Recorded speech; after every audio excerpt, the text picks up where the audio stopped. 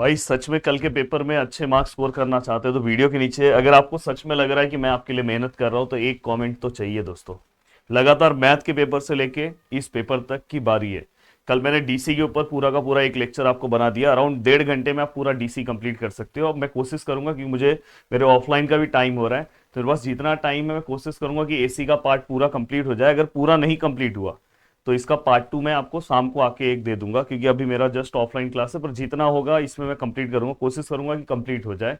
और आपका क्या डिमांड है आप नीचे लिख सकते हो, तो मैं वो भी आपको प्रोवाइड कर सकता हूँ। बाकी एप्लीकेशन में बहुत अच्छे तरीके से मैंने जो आपके थियरी लेसन है उसके नोट्स सब अपलोड किए हैं, जिससे आप बहुत अच्छे से तैयार कर सकते हो। उसका प्राइस भी बहुत कम कर दिया हूँ। चलो स्टार्ट करते हैं दोस्तों। सबसे पहला पार्ट है कि मैं कीबोर्ड को साइड में रख दूं कि पूरा अच्छे तरीके से पूरा का पूरा पार्ट वन बाय वन तरीके से स्टार्ट करता हूं। अब देखो दोस्तों, यहां पे सबसे पहली चीज, एसी सर्किट जब आप स्टार्ट करते हो तो 2 से 3, मैं बहुत ज्यादा अब इक्वेशंस आपको याद नहीं कराऊंगा। आप इसमें सबसे ज्यादा कंफ्यूज ये हो जाते हो कि सर इतने सारे फॉर्मुले कैसे याद होंगे। सबसे पहले आपको ये फॉर्मुले याद है कि नहीं याद है तो मैं याद करा रहा हूं। देखो ये आई है। देखो जो अभी तक एसी कभी नहीं पढ़ा है ना उसको भी समझ में आएगा, और इसके न्यूमेरिकल ना डीसी से ही बहुत इजी रहते हैं। आई है, यहाँ पे आई एम है, और यहाँ पे साइन ऑफ ओमेगा टी। ये हमेशा याद रखना दोस्तों। जैसे आपने यहाँ पे आई थीटा रखा तो ऐसे आपको हमेशा याद रखना, I equal to I M sine of omega T. वैसे ही दोस्तों आपको वी अगर कहीं दिखाई दिया तो V M sine of omega T. ये दो चीजें आपके दिमाग में हमेशा बैठी रहनी चाहिए। दो इक्वेशंस आपके दिमाग में होना चाहिए। प्रैक्टिस कर लो फटाक से। यहाँ पे आई एम साइन ओमेगा टी, आई एम साइन ओमेगा टी। अब कुछ चीजें मैं आपको बता रहा हूँ दोस्तों, हमेशा याद रखना। ओमेगा का फॉर्मूला 2 पाई एफ, ये हमेशा भूलना नहीं है। ओमेगा का फॉर्मूला क्या है, बहुत ज्यादा फॉर्मूला नहीं दूंगा, अराउंड 10 फॉर्मुलेज में पूरा का पूरा लेसन कंप्लीट कर दूंगा। ये याद हो गया, omega equal to 2 pi F. ठीक है, अब omega equal to 2 pi F याद हो गया सर, ये भी बहुत सिंपल फॉर्मूला है, समझ में आया सर। ये हम कब कब यूज करेंगे, जब आपको फ्रीक्वेंसी निकालना होगा। कहीं पे भी अगर आपको फ्रीक्वेंसी बोला होगा तो। अब देखो दोस्तों, अगर कभी कभी आपको टाइम पीरियड बोला होगा, फाइन टाइम पीरियड, तो हमेशा याद रखना टाइम पीरियड हमेशा 1/फ्रीक्वेंसी होता है। ये सब छोटे छोटे न्यूमेरिकल्स हैं जो आपको पूछे जा सकते हैं, जो आपको पता होना चाहिए। ठीक है, अब ये अगर आपको पता चल गया तो दो चीजें और आपको पता होना चाहिए। देखो यहां पे v equal to V M sine of omega T, I equal to I M sine of omega T. ठीक है, अब ये दो याद होने के बाद दोनों से कॉमन फॉर्मूला आपको पता चल गया। Omega equal to 2 pi F याद हो गया। Time which is equal to 1/फ्रीक्वेंसी याद हो गया सर। अब टाइम का यूनिट क्या होता है, सेकेंड, मतलब कहीं पे भी आपका मार्क्स नहीं जाएगा। अब यहाँ पे ये पिछले बार 3 मार्क्स का सम इसके ऊपर पूछा गया था। अगर आप जिस भी यूनिवर्सिटी से देखोगे इस वीडियो को तो भाई इससे रिलेटेड क्वेश्चन पूछा जाता है। अब ये दोनों पार्ट होने के बाद अब इसमें आपको और क्या पता होना चाहिए। ठीक है, ये सब आपको पता है। दो चीजें आपको पता होना चाहिए दोस्तों, जैसे यहाँ पे देखो I which is equal to I average. कभी भी अगर आपको एवरेज वैल्यू फाइंड आउट करने के लिए बोला है, ध्यान से सुनो, आई एवरेज का फॉर्मूला क्या आएगा। बहुत ही सिंपल है दोस्तों, 2/पाई। याद रखना, बहुत सारे लोग 0.673 इसी को जब डिवाइड करोगे तो क्या आता है 0.637 ऐसा, पर मैं ये याद रखता हूँ इसलिए मैं वो याद नहीं रखता। 2/पाई, हाँ 0.637 इन टू यहाँ पे क्या आएगा दोस्तों आई एम। अब सर ये आई एम क्या है, ये एवरेज वैल्यू। इसका डेरिवेशन दोस्तों मैंने डिटेल लेक्चर्स में बताया। अगर आपका सब कुछ पढ़ के हो जाए तो प्लीज इसका डेरिवेशन एवरेज और आरएमएस का देख लेना, कभी कभार पूछा जाता है। डिटेल लेक्चर्स में आप जाके देखोगे आपको दिखाई देगा। अब देखो यहाँ पे अगर समझिए, अगर सेम ऐसा v का निकालना रहा तो v average which is equal to क्या आएगा दोस्तों 2/पाई, और यहाँ पे वी एम। तो देखो वी एम अगर आपके पास है, ये मैक्सिमम वैल्यूज अगर आपके पास है तो वी एवरेज आप निकाल सकते हो। वैसे सेम अगर आप आरएमएस निकाल रहे हो, जैसे आई आरएमएस वैल्यू अगर आप निकाल रहे हो तो दोस्तों 1/√2, और यहाँ पे क्या आएगा दोस्तों आई एम। ये याद होना चाहिए। वही अगर आप वी एम निकाल रहे हो, वी आरएमएस निकाल रहे हो, तो क्या आएगा दोस्तों 1/√2 इंटू वी एम। तो मैक्सिमम वैल्यू को √2 से डिवाइड करोगे तो आपको आरएमएस वैल्यू मिल जाएगा। तो ये हमेशा याद रखना, कभी भी अगर आपको मैक्सिमम वैल्यू पता है, मैक्सिमम वैल्यू ये, उसको √2 से डिवाइड करो आपको आरएमएस वैल्यू मिल जाएगा। हाँ, अगर वो करंट से रिलेटेड पूछा है, वोल्ट से रिलेटेड बोला है तो ये दोनों। अब साथ में दोस्तों दो चीजें आपको और पता होना चाहिए। फॉर्म फैक्टर, फॉर्म फैक्टर और दूसरा आता है दोस्तों पीक फैक्टर। अब फॉर्म फैक्टर को अगर मैं यहाँ पे लिख रहा हूँ, जैसे एफ लिख रहा हूँ और यहाँ पे भी एफ लिख रहा हूँ, यहाँ पे एफ और यहाँ पे पी। अब देखो दोस्तों, फॉर्म फैक्टर अगर आप निकाल रहे हो तो ये हमेशा क्या होता है पता है? फॉर्म फैक्टर हमेशा दोस्तों RMS value upon average value. देखो RMS value, RMS value upon average value. अब आपको आरएमएस वैल्यू पता है दोस्तों, आरएमएस वैल्यू क्या होता है? देखो आरएमएस वैल्यू अगर आप निकालने जाओगे तो आरएमएस वैल्यू अगर समझो मैं इसके टर्म में लिख रहा हूँ तो आरएमएस वैल्यू क्या होता है दोस्तों? I M upon root two. ये एवरेज वैल्यू क्या होगा दोस्तों? 2/पाई और आई एम।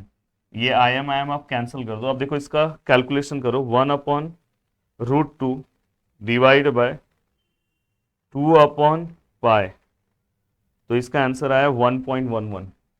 इतना है दोस्तों 1.11।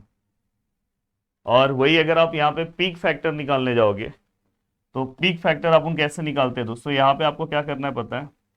मैक्सिमम वैल्यू लेना है, मैक्सिमम वैल्यू अपॉन यहाँ पे क्या लेना है दोस्तों? RMS value. अब मैक्सिमम वैल्यू क्या बोलता है दोस्तों? अगर आप मैक्सिमम वैल्यू की बात करोगे तो मतलब क्या है? I am. और आरएमएस वैल्यू क्या है दोस्तों? 1/√2 इंटू आई एम।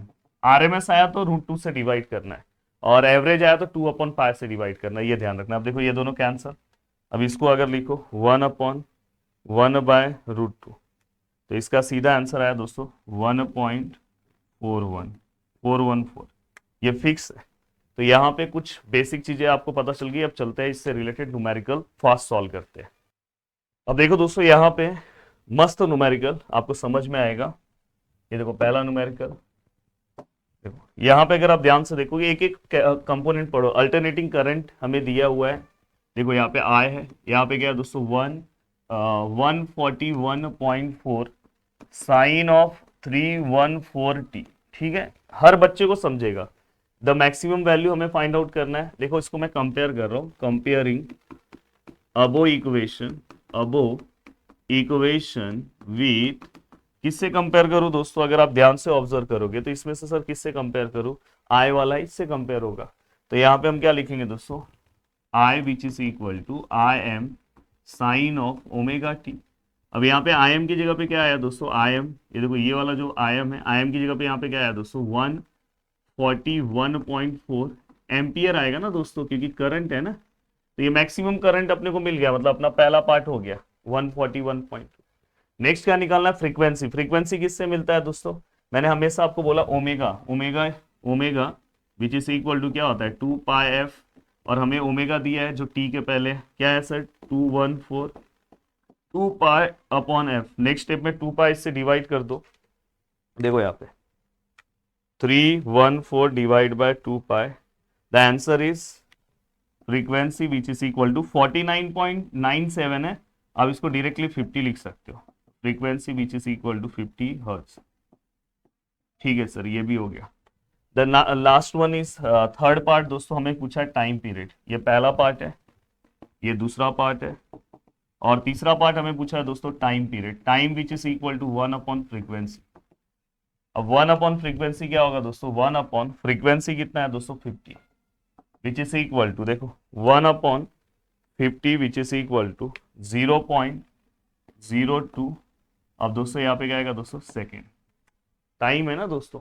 अब इसके बाद फोर्थ पॉइंट क्या पूछा है दोस्तों? Instantaneous value when time is 3 second. हमें इंस्टेंटेनियस वैल्यू पूछा है, मतलब आई का वैल्यू पूछा है। हमें इनडायरेक्टली आई का आंसर बोला, I which is equal to 141.4 sine of 314। और यहाँ पे टी का वैल्यू क्या लेने बोला है दोस्तों? 3 मिली सेकेंड बोला है, 3 इंटू 10⁻³ अब इसको याद रखना, कैल्सी आपका रेडियन मोड पे होना चाहिए। ये यहाँ पे ध्यान रखना, कैल्सी इसमें ना कभी कभी रेडियन कभी कभी डिग्री मोड पे कन्वर्ट करते हैं, प्लीज ध्यान रखना। यहाँ पे ये वाला वैल्यूज पुट करते टाइम रेडियन मोड पे होना चाहिए। तो देखो मैं अपने कैल्सी, मेरा कैल्सी ऑलरेडी रेडियन मोड पे है। 141.4 इंटू साइन 314 इंटू 3 इंटू 10⁻³ हाँ, तो यहाँ पे हमारा जो आंसर आया दोस्तों, I which is equal to 114.35 ampere. ये भी हमारा हो गया। तो ये भी हमें ये भी हमने क्या कर दिया दोस्तों, सॉल्व कर दिया। अब मैं चलता हूँ नेक्स्ट पार्ट के लिए। एक बार हम इसका आंसर चेक कर ले कि हमने जो सम सॉल्व किया है वो परफेक्ट है कि नहीं। आंसर कहाँ है भाई?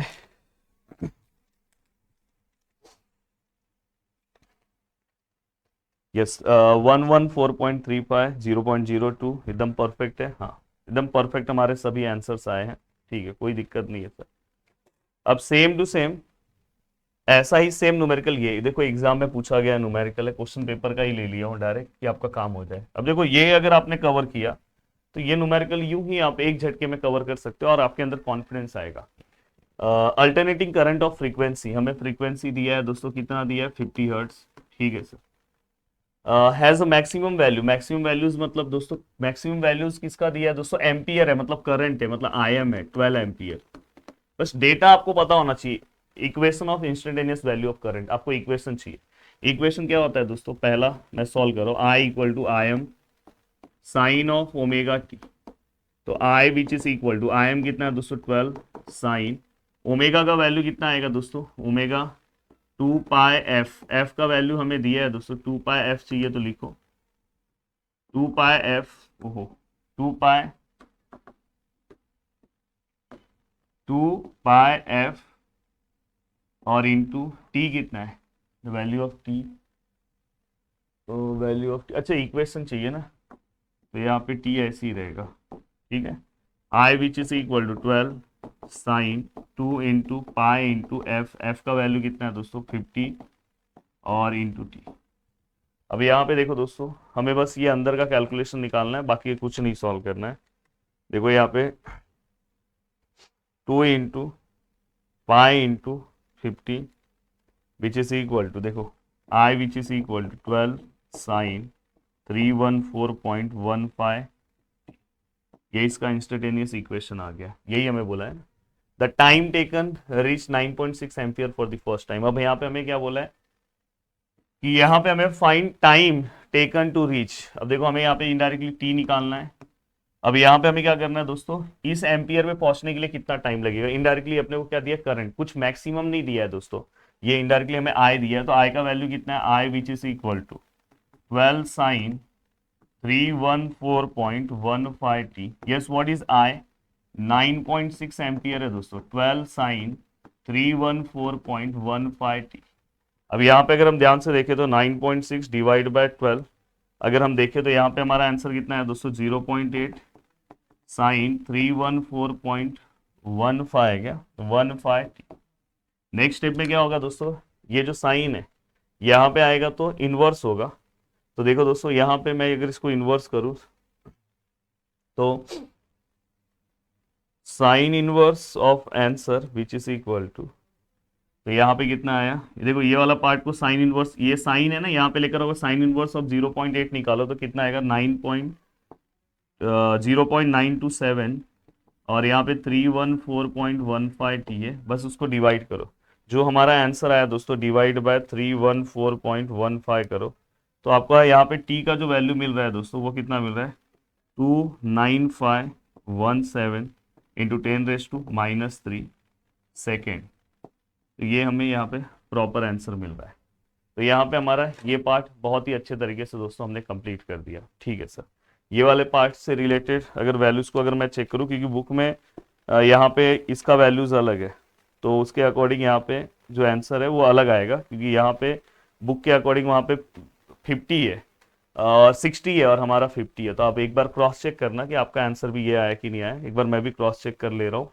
2 इंटू पाई इंटू एफ का वैल्यू कितना था, 50, ये तो परफेक्ट है। देन इसके बाद ये कितना था, 9.6 डिवाइड बाय 12 और साइन इनवर्स ऑफ आंसर, ये भी परफेक्ट है, डिवाइड बाय 314.15 परफेक्ट है। हाँ, एकदम परफेक्ट है दोस्तों। अब ये होने के बाद ना दोस्तों, अब देखो आपका आपका फोकस पॉइंट कहाँ पे रहना चाहिए, ये सब मैंने आपको सब पढ़ा दिया है। ये सब पढ़ाने के बाद आपका देखो ये एप्लीकेशन में इतना पावरफुल तरीके से सब चीजें मैंने दी थी। अब मैं कुछ चीजें आपको बताने जा रहा हूं। देखो यहाँ पे अगर जिनसे कुछ नहीं हो रहा होगा, देखो यहाँ पे प्योर रेजिस्टेंस, यहाँ पे है दोस्तों प्योर कैपेसिटेंस, और यहाँ पे है दोस्तों प्योर इंडक्टेंस।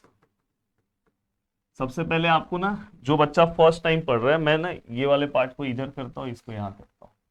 प्योर इंडक्टेंस और यहाँ पे कैपेसिटेंस। बच्चे को क्या लगता है बताया, बहुत हार्ड है? कुछ नहीं हार्ड है भाई। सबसे पहले ना आपको कुछ टर्म्स पता होना चाहिए। प्योर रेजिस्टेंस मतलब ओनली रेजिस्टेंस रहेगा। रेजिस्टेंस का यूनिट क्या होता है दोस्तों, ओहम। यहीं से आप पकड़ लोगे। प्योर इंडक्टेंस हेनरी, यहाँ पे यूनिट क्या रहेगा, हेनरी रहेगा, मिनी हेनरी में दिया रहेगा, हाँ। और यहाँ पे क्या लिखा रहेगा, कैपेसिटेंस में फैराडे। ये सब छोटी छोटी चीजें, इससे इसे आपको सम को पकड़ना है और पूरा मार्क्स कैप्चर करके लेकर आना है। अब देखो दोस्तों, प्योर रेजिस्टेंस में ये दोनों में ना सबसे इंपॉर्टेंट है कि पावर इसके अंदर ना दोनों में जीरो होता है। ये दोनों में पावर क्या होता है दोस्तों, जीरो। ये सबसे, अगर कभी पावर फाइंड आउट करने बोला है तो जीरो है। अब ये तीनों में हमें आई का इक्वेशन पता होना चाहिए। इसमें आई क्या है, इसमें आई क्या है। देखो आपको मैं कंपैरिजन करके दे रहा हूं ना, तो मस्त समझ में आएगा। अब यहाँ पे क्या है दोस्तों, वही same, I M sine of omega T. यहाँ पे दोस्तों I M sine of omega T. यहां पे भी है दोस्तों I M sine of omega T. अब बताओ, ये तीनों जब आप सॉल्व करोगे तो बस इसके अंदर आपको क्या ध्यान रखना है, इंडक्टेंस में। इंडक्टेंस में आपको याद रखना है दोस्तों -π/2, और यहां पे याद रखना है दोस्तों +π/2। अब थोड़ा सा आपको दिमाग लगाना है, कभी कभार इसका फेजर डायग्राम अगर आपसे पूछ लिया जाए तो देखो दोस्तों, यहां पे ये देखो, यहां पे अगर यहां पे ये देखो, एक करंट है तो वोल्टेज भी यहीं पे, इसमें कोई भी एंगल नहीं रहता। करंट और वोल्टेज में कोई भी एंगल यहाँ पे नहीं मिलेगा आपको। समझ में? अगर समझो ये वोल्टेज है, सॉरी ये वोल्टेज है, करंट है, सेम फेज पे रहेंगे। यहाँ पे क्या रहेगा दोस्तों, यहाँ पे सपोज ये वोल्टेज है, हाँ, ये देखो माइनस है। करंट मतलब इससे क्या हो रहा है दोस्तों, लैग कर रहा है, इसलिए यहाँ पे वर्ड हमेशा लैग हम लिखते हैं। लैग मतलब करंट उसके पीछे है, पीछे है इसलिए हम लोग नीचे ले रहे हैं। कितने डिग्री पे माइनस है दोस्तों, 90 पे। और यहाँ पे क्या है दोस्तों, ये देखो, ये फेजर डायग्राम कभी बनाने के लिए आया तो मस्त बना दो। यहाँ पे दोस्तों करंट, ये देखो ये वोल्ट है, हमारा करंट क्या कर रहा है, लीड कर रहा है। प्लस है मतलब ऊपर आएगा, लीड कर रहा है। अगर वही माइनस होता तो हम नीचे लेते, पीछे है, वही लीड कर रहा है मतलब आगे है। तो यहाँ पे क्या आएगा दोस्तों आपका करंट, और कितने में, 90 डिग्री पे। हो गया। और यहाँ पे पावर का जो फॉर्मूला है दोस्तों, VI cos phi। अब ये देखो, यहाँ पे मैं आपको दिखा रहा हूँ, ये देखो। अब ये जो पूरा पार्ट है ना, ये एग्जाम में ना कभी कभार प्रूफ करने के लिए आता है कि आपको derive the expression of pure resistance only.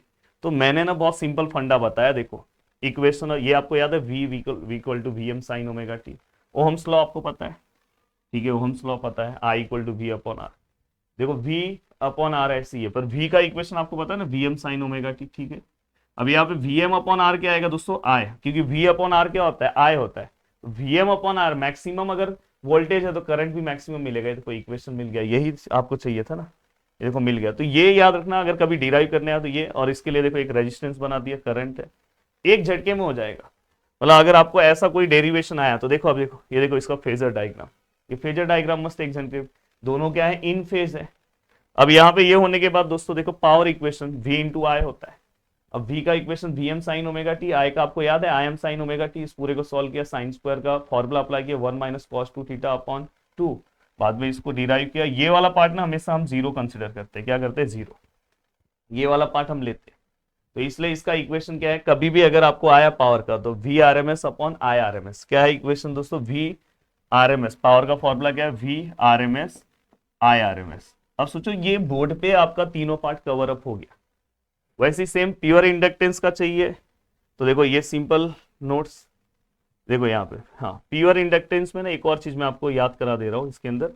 इसके अंदर ना एक टर्म आएगा XL, यहाँ पे एक टर्म आएगा XC। ये जनरली फॉर्मूले में यूज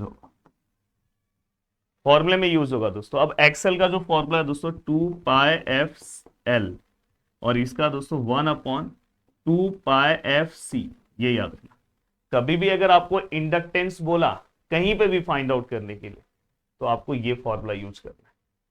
और दोस्तों यहां पे अगर कभी भी आपको कैपेसिटेंस बोला तो ये फॉर्मूला, मतलब मैं एक एक टर्म आपको याद करा रहा हूं। अब देखो दोस्तों, यहाँ पे अगर आप आते हो, अब देखो आप लास्ट टाइम पे देख रहे हो तो आपको डेरिवेशन की तो जरूरत नहीं है, पर ये याद है V equal to VM sine omega T. अगर किसी को इसका डेरिवेशन देखना है तो मैं साइड जा रहा हूँ, इस पार्ट को अगर आप देख लो अगर आपको समझ में आया तो बहुत अच्छी बात है, पर यहां से हम स्टार्ट करते हैं इसका प्योर इंडक्टेंस का डेरिवेशन।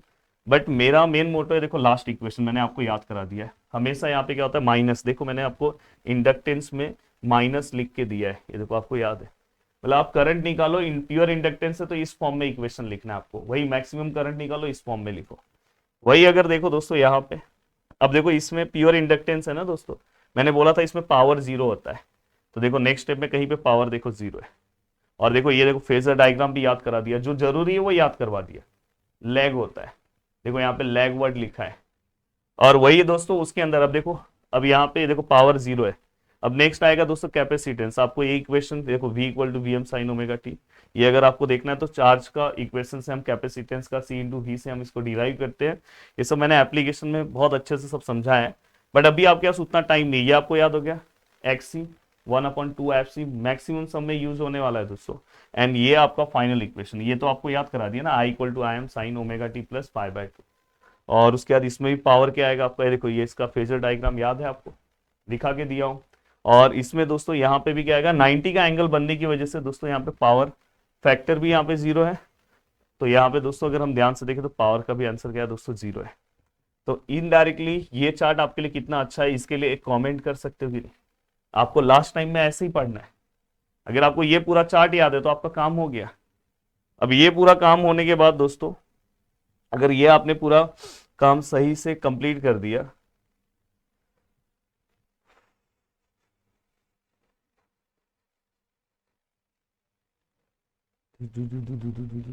हाँ अब देखो बहुत सारे लोग ना आरएल सर्किट लेके कंफ्यूज रहते हैं कि सर आरएल सर्किट क्या होता है, आरसी सर्किट क्या होता है, आरएलसी सर्किट क्या होता है। एक चार्ट में लेकर आया हूं, बस ये हो गया, 2 चार्ट याद है, पूरा लेसन कंप्लीट हो गया भाई।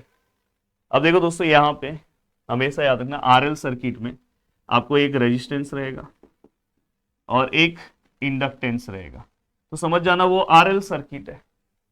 अब यहाँ पे क्या आएगा दोस्तों, यहाँ पे हम इंपीडेंस लेते हैं, क्या लेते हैं, जेड मतलब इंपीडेंस, याद रखना जेड का ही मतलब क्या होता है, इंपीडेंस। अब देखो दोस्तों यहाँ पे तो जेड क्या रहेगा दोस्तों, इसके अंदर आर और एल है ना, तो दोनों का स्क्वायर। अब ये एल से रिलेटेड हम क्या निकालेंगे दोस्तों, एक्सएल, तो देखो यहाँ पे एक्सएल का स्क्वायर, तो ये क्या आएगा आरएल सर्किट में ये दोनों का स्क्वायर। और उसी को अगर पोलर ये रेक्टेंगुलर फॉर्म में लिखेंगे तो आर लिखेंगे और यहाँ पे एक्सएल है प्लस जे, और वही कैपेसिटेंस में माइनस लिखते हैं दोस्तों, देखो यहाँ पे आरसी सर्किट में। और आरसी में आपको आर दिया रहेगा, जैसे अभी देखो आपको आर और सी का वैल्यू दिया रहेगा, आप एक्स ही तुरंत निकाल लो और यहाँ पे वैल्यू पुट कर लो, आपको जेड मिल गया, अगर आपको ये भी नहीं आ रहा है तो। और अगर आपको एंगल निकालना है तो tan inverse XL upon R, यहाँ पे माइनस एक्सी अपॉन आर। और दोस्तों आरएलसी सर्किट है तो उसमें हम क्या करते हैं, सबसे पहले ना एक्सएल और एक्सी फाइंड आउट करते हैं। एक्सएल कैसे फाइंड आउट करते हैं आपको याद हो गया 2 पाई एफ, और एक्सी कैसे फाइंड आउट करते हैं 2 पाई 1/2 पाई एफ सी।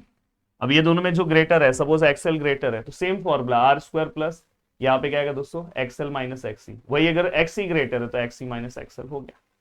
बाकी आपको मैं सब में बता दूंगा, ये हो गया आपका काम। और दोस्तों इसके अकॉर्डिंग, हाँ अभी देखो अगर कहीं पे ऐसा कॉइल वाला पार्ट है तो आपको इस तरह से लेना है, चलो वो ठीक है।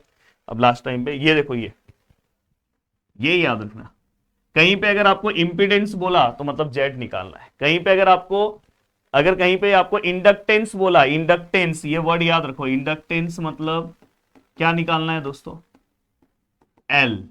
कहीं पे अगर आपको कैपेसिटेंस बोला, सीटेंस, इसका मतलब आपको सी निकालना है। पर कहीं पे दोस्तों अगर आपको ये बोला, अगर इसके बदले आपको ये बोला दोस्तों इंडक्टेंस कैपेसिटेंस, समझ में आ रहा है, पर कहीं पे अगर आपको ऐसा बोला दोस्तों कि इंडक्टिव रिएक्टेंस, तो ये समझना, तो ये हमेशा याद है। कैपेसिटिव रिएक्टेंस तो मतलब हमें क्या निकालना है दोस्तों वहां पे एक्सी, ये याद रखना। बाकी आपके लिए न्यूमेरिकल वाला जो पार्ट है ना दोस्तों बहुत इजी हो जाएगा। अब देखो यहाँ पे अगर आप ध्यान से देखना चाहते हो तो देखो आरसी सर्किट का ये फेजर डायग्राम है, आपको पता है ना आरसी सर्किट में ये करंट जो है दोस्तों लीड करता है, तो देखो वोल्टेज नीचे है करंट ऊपर है, ये ध्यान रखना। ये सब चलो अपने अपने जगह की बात है। हाँ इसमें एक सबसे इंपॉर्टेंट चीज जो मुझे आपको पढ़ाना है वो याद बस होना चाहिए, ठीक है। इसका फेजर डायग्राम अगर आपसे नहीं याद हो रहा है, लास्ट टाइम में अगर आप पढ़ रहे हो ये, अब देखो ये फॉर्मूला तो आपको आता है ना इंडक्टेंस का, ये आपको पता है कि नहीं पता है, आर और एल रहेगा तो आर और एल में क्या होगा, आर प्लस एक्सएल, वही अगर सी रहता तो आर माइनस एक्स सी, और यहाँ पे दोनों का स्क्वायर। और अगर इसका ये अगर अपने को पता है तो अपन डायरेक्ट इसको ना कैल्सी से पोलर फॉर्म में कन्वर्ट कर सकते हो, सिखाऊंगा मैं। ये इसके ऊपर ना रिसेंटली क्वेश्चन पूछा गया पेपर में, जाके देखना। Active power, reactive power and apparent power, हमेशा इसको यूनिट से पहचानना। एक्टिव पावर का यूनिट हमेशा क्या दिया रहेगा, वेट, इसका हमेशा वॉर, और इसका वीए मतलब।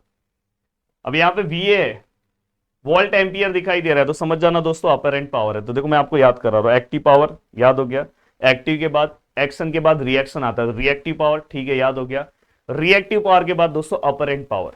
अब एक्टिव में हमेशा कॉस आता है, कौन एक्टिव है, कॉस, तो देखो वी आई कॉस फाई।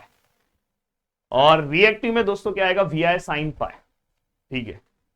और तो वी आई रिएक्शन कौन दे रहा है, सामने वाला, ऐसे याद रखना। और दोस्तों इसके अपरेंट ये क्या आएगा, वी आई, इसका यूनिट क्या है, वी, इसका डब्ल्यू, इसका क्या है वी ए आर, और इसका क्या है वी ए। कहीं पे भी अगर आपको इस यूनिट में, कभी कभी यहाँ पे किलो लिखा रहता है आगे, तो उससे टेंशन मत लेना, 10⁻³ है, ये आपको याद होना चाहिए। कहीं कहीं पे अगर आपको पावर कंज्यूम बोला या ट्रू पावर बोला तो समझ जाना आपको एक्टिव पावर बस निकाल के देना है, ये बस याद रखना। हो गया, बहुत ज्यादा आपको फॉर्मूला नहीं पढ़ना। पावर फैक्टर का फॉर्मूला क्या है, कॉस फाई, कभी कभी पूछ लेते हैं, पता होना चाहिए। अब यहाँ पे ये वाला पार्ट हो गया। हाँ, इसमें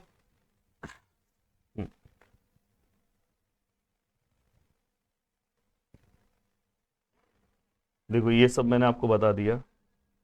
हाँ ये देखो, ये आरसी सर्किट है ना, आरसी सर्किट में देखो, यहाँ से अगर मैं आगे की ओर बढ़ूँ, देखो मुझे क्या मेन बताना, ये z इक्वल टू आपको पता है आर माइनस एक्स सी होता है, माइनस फॉर्म में, प्लीज इसको एक बार लिखना, ये स्क्वायरिंग फॉर्म में, ठीक है। ये तीन फॉर्मूले सेम है, एक्टिव पावर, रिएक्टिव पावर और अपरेंट पावर, देख लो तीनों फॉर्मूले सेम है। अब देन दोस्तों इसके बाद अगर मैं आता हूं, देखो यहाँ पे इंपिडेंस में ये आपको एक्सएल और एक्सएल निकालना रहता है। ये देखो यहाँ पे अगर समझो एक्सएल ग्रेटर है एक्सी से, अपन इस तरह से फॉर्मूला लेते हैं, ये सब फेजर डायग्राम है। एक्सी अगर इससे ग्रेटर है तो ये फॉर्मूला लेते हैं, और लास्ट में अगर दोनों इक्वल है तो ये रेजोनेंस का कंडीशन है दोस्तों। अब देखो यहाँ पे, अब देखो दोस्तों अगर दोनों इक्वल है तो ये किसका कंडीशन है दोस्तों, रेजोनेंस का। तो उसके अकॉर्डिंग ये वाला पार्ट है, बस इसमें ना ये आपको याद होना चाहिए लास्ट टाइम में, ये डिस्टेंस बिटवीन इंपिडेंस। तो यहाँ पे अगर आप ध्यान से देखोगे मिनिमम वैल्यूज है, यहाँ पे क्या है दोस्तों, पैरेलल में क्या होता है, हमें मैक्सिमम वैल्यू किसका मिलता है दोस्तों, इंपिडेंस मतलब जेड का हमें मैक्सिमम वैल्यूज मिलता है, यहाँ पे मिनिमम मिलता है। देन दोस्तों यहाँ पे करंट, कभी भी अगर सीरीज में है तो करंट हमें ज्यादा मिलता है, यहाँ पे मिनिमम। याद रखना पैरेलल है तो हमें क्या मिनिमम मिलेगा दोस्तों, इंपिडेंस, मैक्सिमम क्या मिलेगा, करंट। उसी के अकॉर्डिंग 2 पॉइंट आप लिख दो, पेपर में आया हुआ था। यहाँ पे मैग्नीफाइज क्या करेगा दोस्तों, वोल्टेज, और किसको करेगा दोस्तों, करंट को। देन दोस्तों यहाँ पे अगर समझो इस तरह से है, ये दो कंडीशन है, ये मैंने पीछे एक बताया है। अगर ये है एफ ग्रेटर देन, यहाँ पे देखो रेजोनेंस फ्रीक्वेंसी है, तो अगर वो रेजोनेंस फ्रीक्वेंसी अगर ग्रेटर है तो दोस्तों सर्किट कैसा है, कैपेसिटिव, अदरवाइज इंडक्टिव। अगर ऐसा है दोस्तों तो ये क्या है, सर्किट इंडक्टिव है। और अगर सीरी पैरेलल में है तो कैसा है दोस्तों, कैपेसिटिव है। ये जो है रेजोनेंस फ्रीक्वेंसी का formula 1/2 pi under root of L C, वहां पे देखो 1/2 pi under root of 1/LC minus R square upon L square. तो ये जस्ट आपको पता होना चाहिए थियरी के वाले पार्ट के लिए, इससे रिलेटेड न्यूमेरिकल वाले पार्ट के लिए इसको मत कवर करना, ओनली थियरी, इससे ज्यादा नहीं। और ये देखो यहाँ पे, ये देखो ये कैसे आए वो भी मैं बता दूं। एक्सएल का फॉर्मूला आपको याद है 2 पाई एफएल पता है, बस यहाँ पे आर लिख दो, रेजोनेंस है। ये 2 पाई एफसी भी आपको पता है। नेक्स्ट स्टेप में क्या हो जाएगा, 2 पाई नीचे जाएगा, 4 पाई हो जाएगा स्क्वायर, और ये एल भी नीचे चले जाएगा। नेक्स्ट स्टेप में इसको देखो रूट में दोनों को ले लो तो स्क्वायर गायब, ये 4 किसका, 2 का है पाई, और ये अंडर रूट में आ गया। देखो किस तरह से मैंने डिराइव किया, तो ये आपको पता होना चाहिए दोस्तों। अब इसी को अगर समझो आपको डब्ल्यू आर के फॉर्म में कन्वर्ट करना है तो 2 पाई एफ मतलब क्या होता है डब्ल्यू आर, पर ये आपको इतना पता होना चाहिए, रेजोनेंस फ्रीक्वेंसी का ये डेरिवेशन इतना सा आपको पता होना चाहिए बस। क्यू फैक्टर ये सब नहीं पता है कोई दिक्कत नहीं है। अब यहाँ पे देखो दोस्तों ये वाला पूरा का पूरा पार्ट डन हो गया, ठीक है। पैरेलल में ये फॉर्मूला है, ठीक है, हो गया। अब मैं चलूंगा दोस्तों सम की ओर। अब हम सम सॉल्व करेंगे और उसके बाद आपका कॉन्फिडेंस बढ़ेगा कि हाँ सर ऐसा सम है, ऐसा सॉल्व होगा। चलो सम सॉल्व करते हैं। अब देखो दोस्तों आपको इतना मजा आएगा, बहुत ज्यादा फॉर्मूला जितना भी मैंने बताया उसमें से ना बस थोड़ी बहुत चीजें आप याद रखो, बस ये वाला पार्ट। अब देखो न्यूमेरिकल स्टार्ट करता हूँ, बस ये वाला पार्ट आप याद रखो। कौन सा बताए, कहाँ गया ये, आरएल में अपन ये लेते हैं, देखो आरएल में हम ये लेंगे, इक्वेशन इस फॉर्म में लिखेंगे, वही अगर मुझे यहाँ पे लिखना है तो इस फॉर्म में लिखूंगा, ये तो सेम है।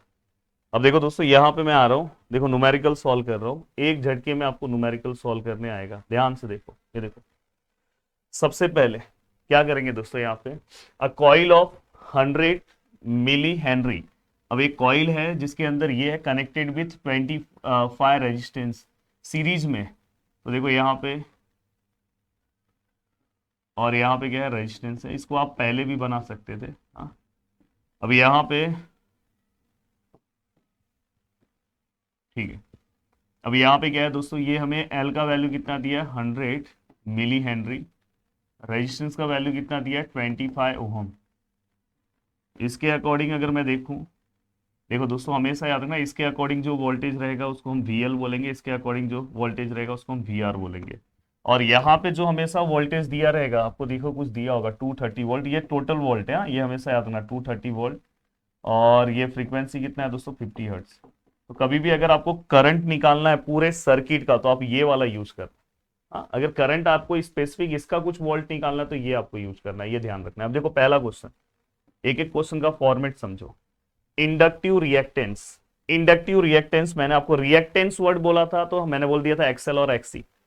इंडक्टिव आया, कैपेसिटिव आया रहता था एक्सी, तो यहाँ पे इंडक्टिव रिएक्टेंस मतलब देखो अपने पास एल का आंसर है 100 mH, तो आप क्या लिखोगे 100 इंटू 10⁻³ H।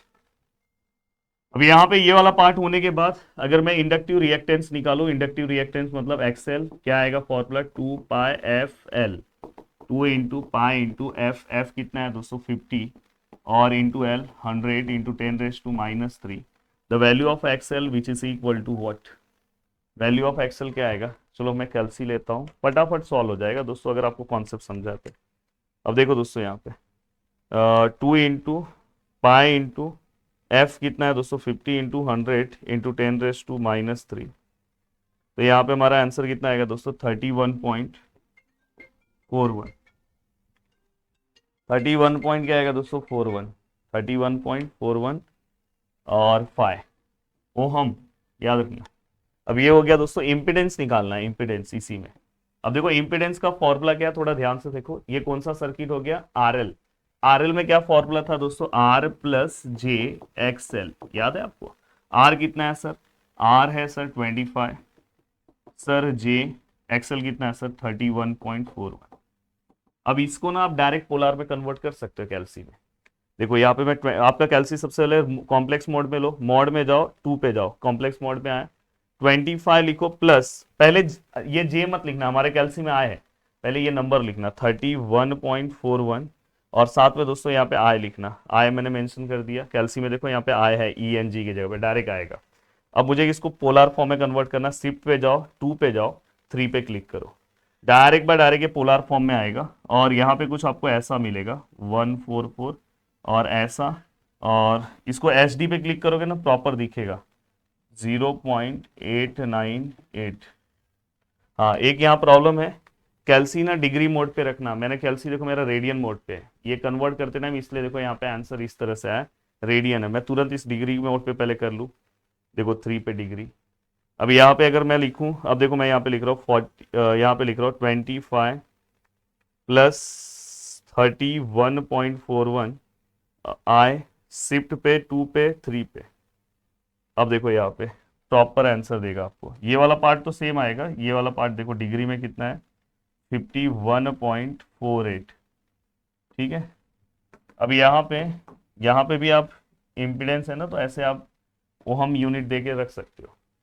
अब यहाँ पे नेक्स्ट है, आपको क्या पूछा है दोस्तों, अब देखो इससे आपको इम्पिडेंस पता चल गया, ये पहला वाला इम्पिडेंस होता है हमेशा, ये क्या होता है दोस्तों, हमेशा याद रखो यहाँ पे हमेशा जेड मोड, मॉड जेड मतलब ये जेड होता है और ये फाई होता है, फाई मतलब यहाँ पे एंगल, तो ये क्या हो गया दोस्तों आपका 40.144 और दोस्तों ये आपका क्या हो गया फाई 51.48। अब ये फाई आप उससे भी निकाल सकते थे, ये वाला पार्ट ना आप अंडर रूट में ये दोनों का स्क्वायर लेते ना तो भी आ जाता है। देखो अंडर रूट में दो तरीका है, मैंने बोला दोनों से 25 स्क्वायर प्लस 31.41 का स्क्वायर लो, यही आएगा देखो 40 पॉइंट समथिंग।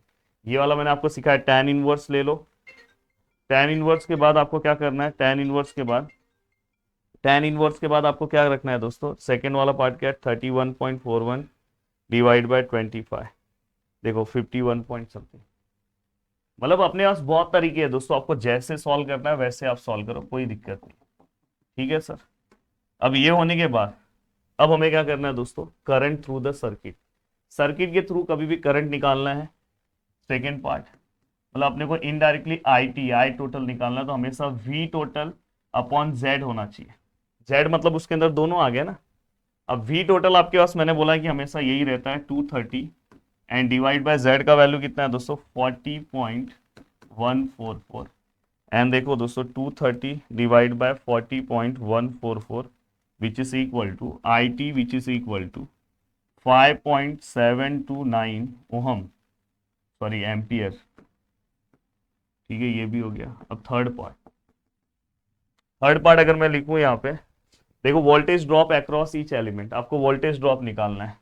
अब देखो वोल्टेज ड्रॉप अक्रॉस, मैं निकाल रहा हूँ inductance, voltage drop across resistance. अब देखो दोस्तों वोल्टेज का फॉर्मूला यहाँ पे क्या आएगा दोस्तों, आई आर, यहाँ पे क्या आएगा दोस्तों, आई आर।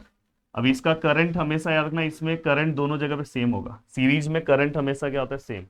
पर यहाँ पे ये इंडक्टेंस में ये आर नहीं आएगा, यहाँ पे क्या आएगा, इसमें रेजिस्टेंस हमारा क्या होगा दोस्तों, एक्सएल, और यहाँ पे आर रहेगा। तो बस आप ये दोनों को मल्टीप्लाई कर दो, आपका आंसर आ जाएगा वोल्टेज में।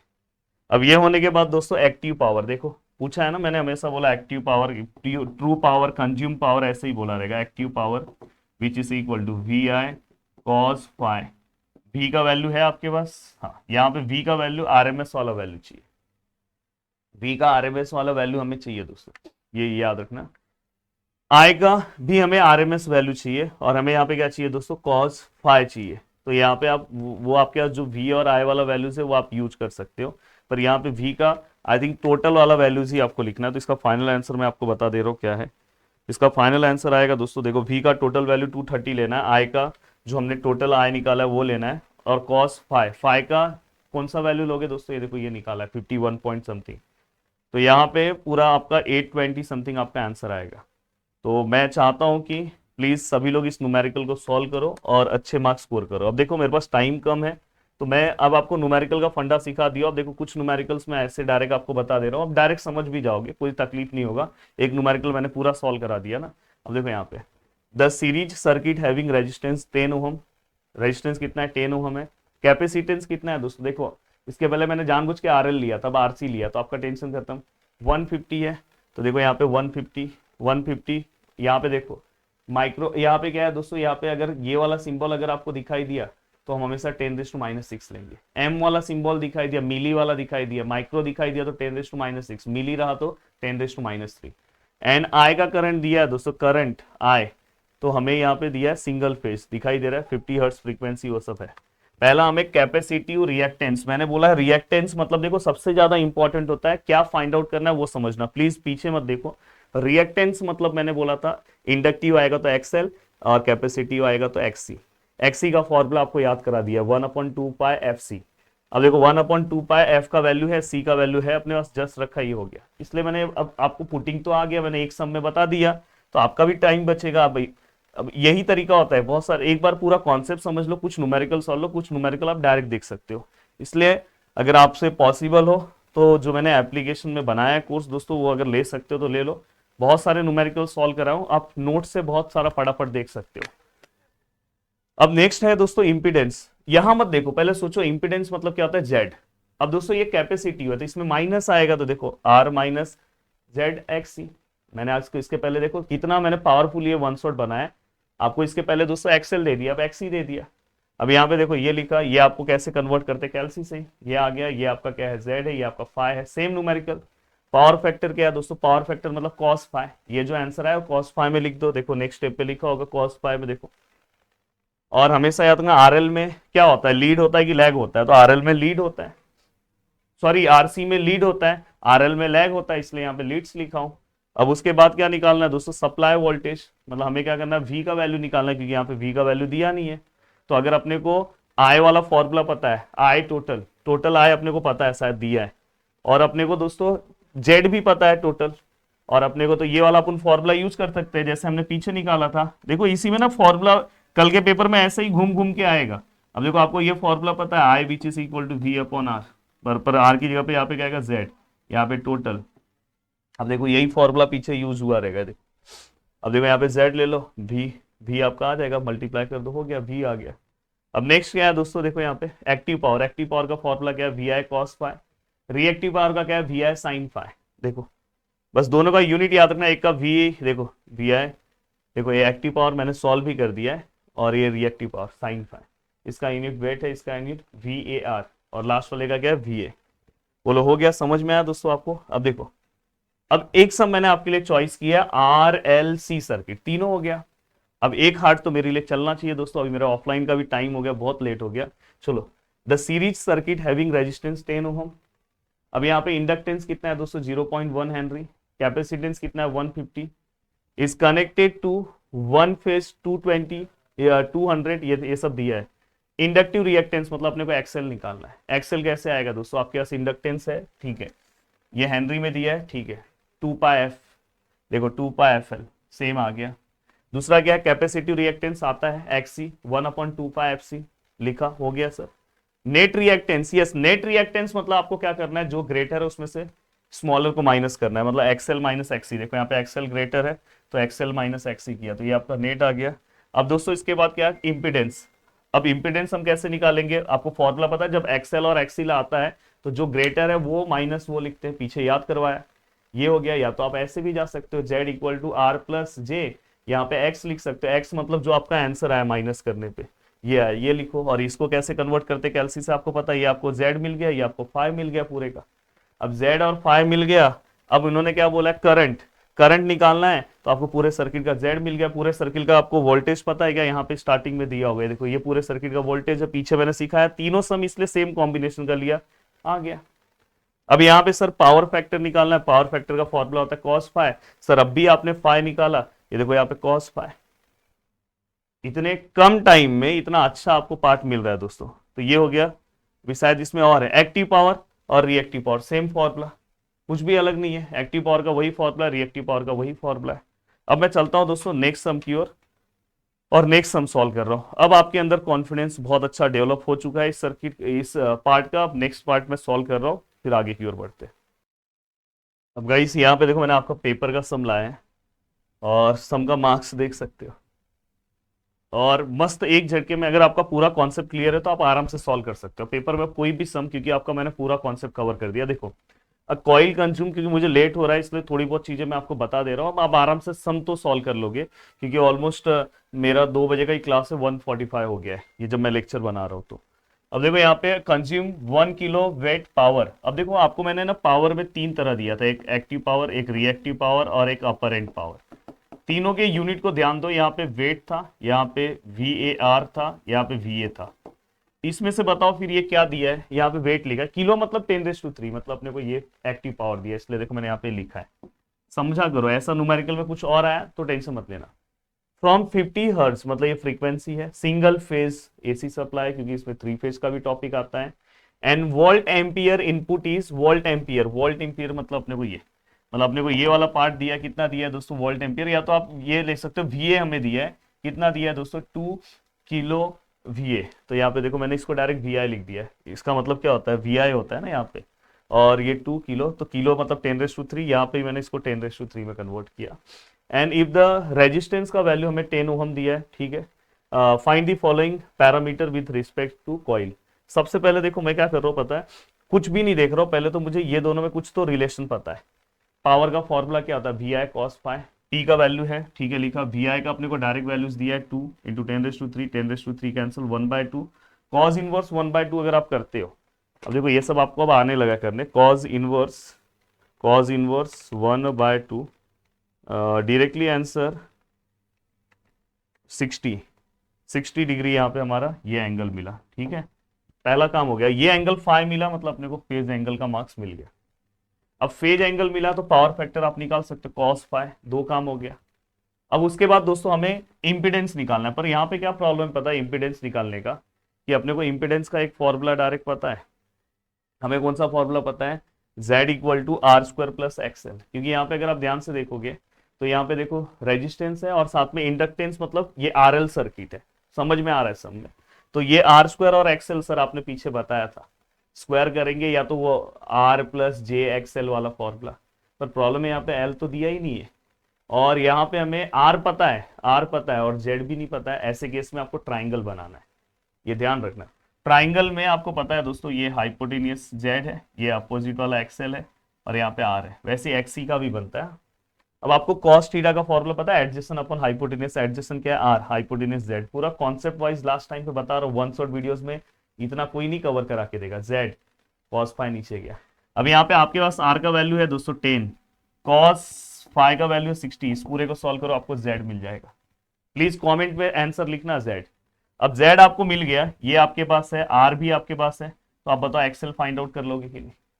यहाँ पे आप जेड का वैल्यू रखो, यहाँ पे आर का वैल्यू, या तो taking square on both side, आप ऐसे ले लो इसको, एक्सेल अकेला करो, ये आर यहाँ पे माइनस हो जाएगा, Z square minus R square under root XL का डायरेक्ट आपको आंसर मिलेगा। अब आपको एक्सेल का आंसर मिला।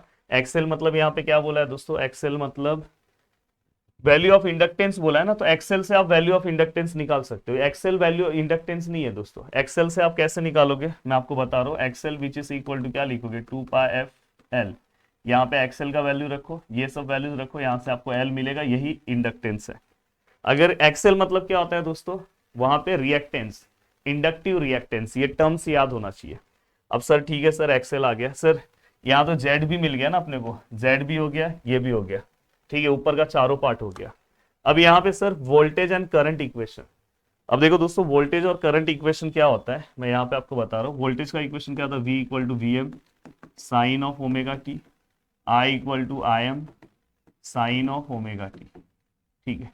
अब यहाँ पे आपको पता है दोस्तों, सबसे पहले मैं क्या कर रहा हूँ पता है, पावर का इक्वेशन है मेरे पास, आप चाहिए तो पीछे वाले फॉर्मूले से भी आई निकाल सकते हो। देखो यहाँ से ये वाले फॉर्मूले का यूज करके ना, ये वाले फॉर्मूले का, क्योंकि पावर आपके पास है, कॉस का वैल्यू भी आपके पास है, यहाँ का यूज करके दोस्तों आप आंसर निकाल सकते हो आई का। पर यहाँ पे प्रॉब्लम क्या है दोस्तों, वी भी है, तो इसलिए मैं ये, जब ऐसा केस में आप फंसते हो तो आप ये फॉर्मूला यूज कर लो, P equal to I square R. आपके पास आर है, आपके पास पावर है, आप आई निकाल सकते हो। तो यहाँ पे क्या आएगा दोस्तों, अगर आप ध्यान से देखोगे तो P which is equal to I square R, तो यहाँ से अगर मुझे आई निकालना है तो P अपॉन आर लूंगा, then I which is equal to under root of P upon R. P का वैल्यू है आपके पास, पावर का, आर का वैल्यू है, जस्ट यहाँ पे वैल्यूज पुट करो और आपको आई का आंसर मिलेगा। जो आपको आई का आंसर मिलेगा यहाँ पे पुट करो, जेड आपके पास है, दोनों को मल्टीप्लाई करो, वी मिल गया। अब जो आपको वी मिला है दोस्तों, पावर की वजह से जो भी वी हमको मिलता है, पावर की वजह से जो भी वी हमें मिलेगा दोस्तों, वो हमारा वी आर एम एस होता है, और यहाँ पे हम मैक्सिमम यूज करते हैं। तो ये दोनों के बीच में रिलेशन क्या होता है दोस्तों, ये पहले ही मैंने आपको याद कराया कि V R M S which is equal to 1 upon under root 2 V M. अब वी एम अगर मुझे निकालना है तो इसको रूट 2 से मल्टीप्लाई कर दूंगा। तो यहाँ पे जो भी आपको पार्ट मिलेगा, यहाँ पे जो भी आपको ये आई इंटू जेड मिलेगा, वो आपका आई आर एम एस रहेगा, क्योंकि पावर की वजह से मिला है। तो आपको उसको रूट 2 से मल्टीप्लाई करके यहाँ पे लिख देना है, और यहाँ पे भी सेम, आई वाला पार्ट तो आपको पहले ही मिला, रूट 2 से मल्टीप्लाई करके यहाँ पे लिख दो। दो इक्वेशन हो गए। अब ये दो इक्वेशन होने के बाद लास्ट क्या निकालना, केवीआर। केवीआर किसका यूनिट है दोस्तों, वीएआर आपको पता है किसका यूनिट है, रिएक्टिव पावर का क्या फॉर्मूला है, वी आई साइन फाई, बस वहां पे V I sine phi use करो, आपका आ गया। पूरा न्यूमेरिकल सॉल्व करा दिया। इसको एक बार फिर से पीछे देखो और अच्छे से समझो, और कोशिश करो कि ऐसी न्यूमेरिकल को, हर न्यूमेरिकल को समझने के लिए। अब देखो दोस्तों, यहाँ पे two impedance connected in parallel, दो इंपिडेंस है, एक पहला इंपिडेंस है, ये एक बस आप सीरीज का देख लेना, मैंने पैरेलल आपको बता दिया, एप्लीकेशन मैंने सीरीज भी बताया, बस आप ये देख लेना है। देखो ये Z1 है, Z2 है। जब कोई भी चीज पैरेलल होगा तो दोनों जगह पे करंट अलग अलग रहेगा, यहाँ पे करंट अलग है, यहाँ पे करंट अलग है, ये ध्यान रखना। अब यहाँ पे क्या है, Z1 है, ये क्या है दोस्तों, Z2 है। अब यहाँ पे देखो, मैं Z1 इक्वल टू समथिंग मैंने लिखा है, ये कैसे कन्वर्ट करते हैं कैलसी से मैंने बताया, ये वैल्यूज पुट करो। शिफ्ट पे देखो, मैं 12 प्लस 16 आई लिखा, शिफ्ट पे 2 पे 3 पे क्लिक करो, ये समथिंग आपको मिला। और दोस्तों यहाँ पे एक टर्म आया एडमिटेंस। एडमिटेंस मतलब reciprocal of impedance, reciprocal of impedance है तो 1 अपॉन ये इंपिडेंस का वैल्यू रखा, इसको इसी फॉर्म में रखो, हाँ, और ये रख के आपको डायरेक्ट ये फॉर्म में ये मिल गया। अब देखो इसको आप कैल्सी में रखो, डायरेक्ट आपको ये मिलेगा, ये आपका इंपिडेंस एडमिटेंस हो गया। अब current and power factor of each branch, क्योंकि यहाँ पे करंट पैरेलल है ना, तो यहाँ पे करंट अलग रहेगा, यहाँ पे अलग, सीरीज रहता है सब जगह पे करंट सेम, यहाँ पे वोल्टेज सेम होगा दोनों जगह पे। तो यहाँ पे क्या आएगा देखो, इसके लिए मैंने वोल्टेज सेम है पैरेलल में, तो यहाँ पे V अपॉन Z1 लिया, Z1 आपने यहाँ पे निकाला है ना, देखो Z1 ये 20, तो ये V का वैल्यू यहाँ पे दिया होगा देखो V, तो ये आ गया, जो सॉल्व करोगे वो आएगा। और नेक्स्ट बोला है पावर फैक्टर, पावर फैक्टर का फॉर्मूला क्या, कॉस फाई, यहाँ से जो वैल्यूज आएगा उससे निकालो। अब सेम टू सेम आपको ना ईच ब्रांचेस बोला है ना, सेम टू सेम आपको अदर ब्रांच Z2 के लिए भी करना है, तो Z2 का सेम टू सेम ये प्रोसीजर फॉलो करो, हो गया। ये भी न्यूमेरिकल देख लो कितने मार्क्स के लिए पूछा है। अब जाके 2000 इसके पहले वाला जो पेपर है उसके दोनों न्यूमेरिकल, यही दो तीन न्यूमेरिकल इसमें पूछे गए थे, तीनों न्यूमेरिकल इस पेपर का भी इसमें सॉल्व करा दिया। एक ये पूछा गया था, एक ये पूछा गया था, और एक ये जाके पेपर देखना, ये 10, 5, 15, 15 और 3, ये देखो ये 15 और 3, ये देखो 3, 18 मार्क्स का पार्ट कंप्लीट कराया, और साथ में 18 के साथ ये देखो ये 5 मार्क्स के लिए पूछा गया था क्वेश्चन, जाके देख लेना। इतने कम टाइम में इतने अच्छे तरीके से सब चीजें कवर कराया, तो एक थैंक्स का तो हकदार बनता हूं ना दोस्तों। ये देखो ये 5 मार्क्स का, तो वहां पे अगर आप पूरा कैलकुलेट करोगे तो अराउंड 20+ मार्क्स यहाँ से आपका फिक्स हो रहा है। ये अगर आपने ये पूरा पार्ट अच्छे से देख लिया, इसको थियरी अच्छे से कवर अप कर दिया तो मिलते हैं दोस्तों नेक्स्ट वीडियो में। Bye bye, take care. बस प्लीज अच्छे से पूरा कॉन्सेप्ट वाइज समझ के चाहिए तो वीडियोस को 2 बार देखना। सोचो इतना बड़ा टॉपिक इतने कम टाइम में इतने अच्छे तरीके से आपको मैंने समझा के दे दिया। मैं चलता हूँ मेरे ऑफलाइन क्लास, आपकी जो भी रिक्वायरमेंट होगी आप नीचे कमेंट करना, और इसके बाद अगर आप कमेंट करोगे तो और क्या मेरे से रिक्वायरमेंट है, देखो कल डीसी बना दी, ये बना दिया। अब मैं बोलूँगा आप थियरी वाले पार्ट पे थोड़ा काम करो, ट्रांसफार्मर का वो जो रेशियो वाला पार्ट है वो सब थोड़ा काम करो, तो आपका काम हो जाएगा आसान। चलो बाय बाय, बहुत थक चुका हूँ। और इसमें एक दो दुखी इंसान इतने रहते हैं कि उनको उनके कमेंट को देख के बहुत दुख होता है, उनको क्या लग वो उनकी मांग और बढ़ती जाती है मेरे अकॉर्डिंग। यार मैं भी एक इंसान हूँ, मुझे भी आप मोटिवेट करोगे तो काम होगा। सोचो कोई मुंबई यूनिवर्सिटी में या कोई भी यूनिवर्सिटी में, चाहे आप पुणे यूनिवर्सिटी के, मुंबई यूनिवर्सिटी, आरजीपीबी हो, कोई भी यूनिवर्सिटी के स्टूडेंट हो, पीटीयू, कहीं पे भी, कहीं किसी भी यूनिवर्सिटी में कोई अकेला टीचर पूरा सब्जेक्ट नहीं संभाल पाता। एक ही एग्जाम्पल आपके सामने दिख रहा है, एंडिंग करने जा रहा हूँ। जय हिंद दोस्तों।